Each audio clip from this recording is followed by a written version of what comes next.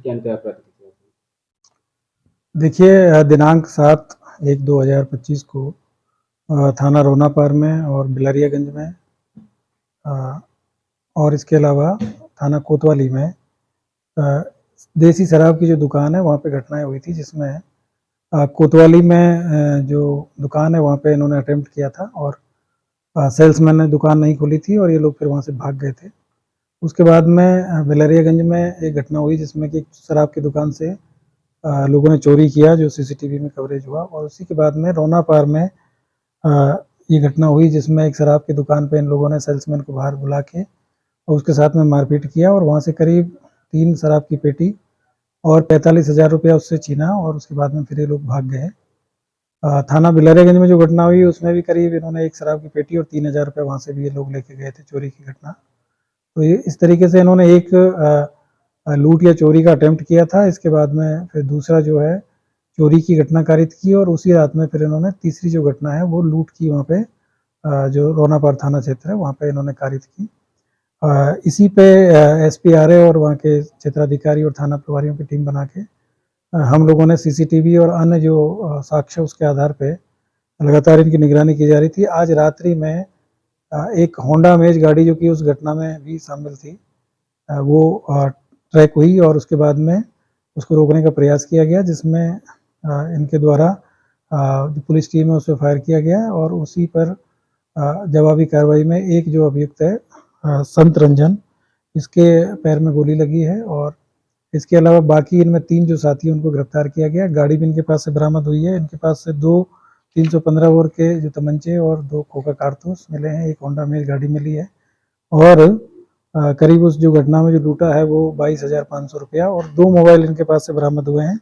जो पहले जो अभियुक्त है संत रंजन, ये थाना महाराजगंज के रहने वाले हैं, आजमगढ़ के ही। दूसरे हैं करण यादव, ये भी थाना रोनापार के रहने वाले हैं और सौरभ विश्वकर्मा है, ये भी महाराजगंज के रहने वाले हैं और आकाश पटेल हैं, ये भी थाना महाराजगंज के ही रहने वाले हैं।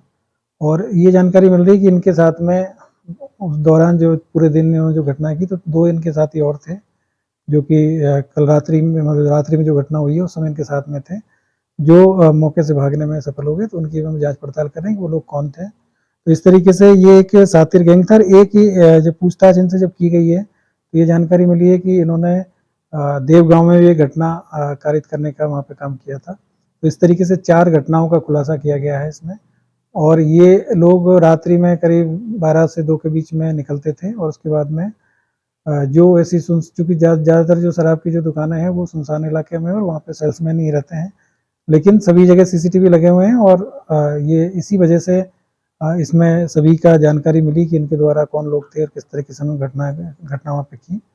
तो इसका शीघ्र इसका खुलासा भी किया गया और इन लोगों को गिरफ्तार करके जेल भी भेजा जा रहा है और इनके ऊपर गैंगस्टर एक्ट की भी कार्रवाई की जाएगी और इस तरह के जितने भी जो भी अपराधी अगर इस तरह के जो अपराध करेंगे तो उनके खिलाफ पुलिस सख्त से सख्त कार्रवाई करेगी। सर, इनका मॉडल क्या था, किस तरीके से वो रेकी करते थे, 4 पहिया वाहन का जिस तरीके से इस्तेमाल करते थे सर पूरी घटना में?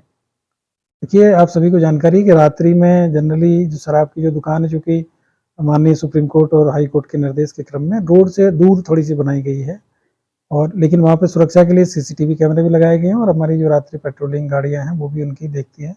लेकिन वो दूरी होने की वजह से कई बार वहाँ पे ये लोगों को ऐसा लगता है कि वहाँ पे हम घटना करेंगे तो पकड़े नहीं जाएंगे, लेकिन ऐसा है नहीं। अगर इस तरह की कोई घटनाएं होंगी तो वो निश्चित तौर पर पकड़े जाएंगे। पहले कुछ लोगों ने जहानागंज में भी 2 घटनाएं यहाँ पे कारित करने का प्रयास किया था, उन लोगों को भी गिरफ्तार करके जेल भेजा गया था और अभी इन लोगों ने ये घटनाएं की हैं और इनको भी हमने बहुत जल्दी इनको गिरफ्तार किया है और इनके खिलाफ सख्त कार्रवाई भी आगे की जाएगी और इनमें 14 गैंगस्टर की कार्रवाई भी की जाएगी। लूट की घटना जो कारित की है, जितने गैंग जगह लूट हुई, सब इनका इंटरकनेक्ट था और क्या भी इनका क्या आपराधिक इतिहास था, पहले भी था? 2 लोग इसमें से, एक 3/25 में और एक 308 के जेल में जो संत रंजन है वो जेल गए हैं और जो दूसरे जो अभियुक्त हैं वो भी 323 में और इसके अलावा पोक्सो एक्ट में जेल गए हैं। बाकी जो 2 लोग हैं उनके विरुद्ध कोई अभी तक आपराधिक इतिहास नहीं मिला है और इसकी भी जांच की जा रही है। और इसमें इंटरनल कोई और इसमें शामिल है और लोग इसमें? अभी तक की जानकारी में तो ऐसा नहीं है और जो गाड़ी है उसको गाड़ी भी इसमें रिकवर हुई है।